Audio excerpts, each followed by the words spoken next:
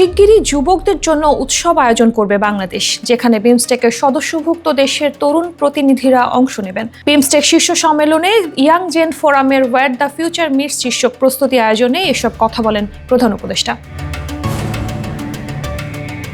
থাইল্যান্ডের ষষ্ঠ বিমস্টেক সম্মেলনে অংশ নিতে দুপুরে ব্যাংককে পৌঁছান ডক্টর মোহাম্মদ ইউনুস। সেখানে থাই প্রধানমন্ত্রীর কার্যালয়ের সংযুক্ত মন্ত্রী জিরাপরন সিন্ধুপুরী ঐতিহ্যবাহী ফুলের ব্রেসলেট দিয়ে উষ্ণ সম্বর্ধনা জানানো হয় প্রধান উপদেষ্টাকে। এরপর সিন্ধুপুরী এবং থাই সরকারের প্রতিনিধিদের সঙ্গে সংক্ষিপ্ত বৈঠক করেন ডক্টর ইউনুস।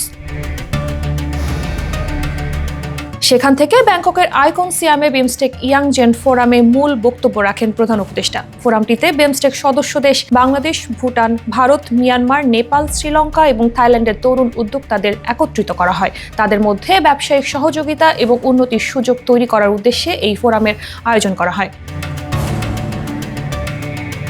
ডক্টর ইউনুস যুবকদের কল্পনা ও উচ্চাকাঙ্ক্ষার গুরুত্ব তুলে ধরে বলেন, তরুণদের ভাবনা বড় হওয়া উচিত, তাদের উচিত পৃথিবী বদলানোর চেষ্টা করা। তরুণরা অর্থনৈতিক প্রবৃদ্ধি এবং উদ্ভাবনের শক্তিতে বলীয়ান, তারা বিমস্টেক অঞ্চলের উন্নয়নে বিশাল ভূমিকা রাখতে সক্ষম। চাকরির দাসত্ব নয়, বরং উদ্যোক্তারা পৃথিবী বদলে দিতে সক্ষম উল্লেখ করে প্রধান উপদেষ্টা বলেন, কেবল টাকা অর্জন তরুণদের উদ্দেশ্য হতে পারে না, তরুণদের সেবা দিয়ে পৃথিবী বদলে দিতে হবে। একদিনে নয়, ধীরে ধীরে নিজেদের পরিবর্তনের মাধ্যমে তারা পৃথিবী বদলে দেবে।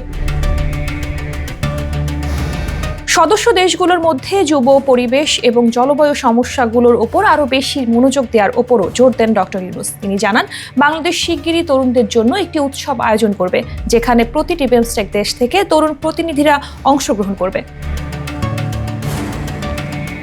ষষ্ঠ বিমস্টেক সামিটের প্রস্তুতি অংশ হিসেবে ইয়াং জেন ফোরাম আয়োজন করে থাইল্যান্ড। আগামী 2 বছর বাংলাদেশ বিমস্টেক চেয়ারম্যানের দায়িত্ব পালন করবে।